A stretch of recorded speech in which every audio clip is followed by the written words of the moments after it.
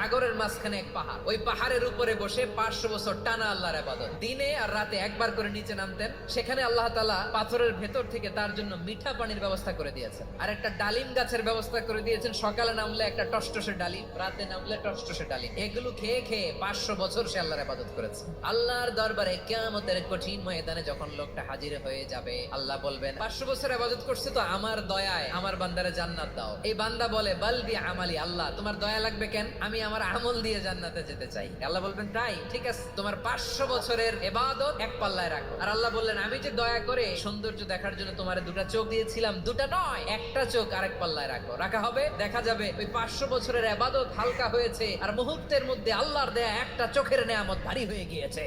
ফলাফল দেখো, হিসাব বলে তুমি এখন জাহান্নামে যাবা, যাও এবার জাহান্নামে যাও। এবার লোকটা কাচুমাচু করে বলে আল্লাহ এবার আমি বুঝতে পেরেছি তোমার দয়া ছাড়া দুনিয়ায় কেউ জান্নাতে যেতে পারবে না।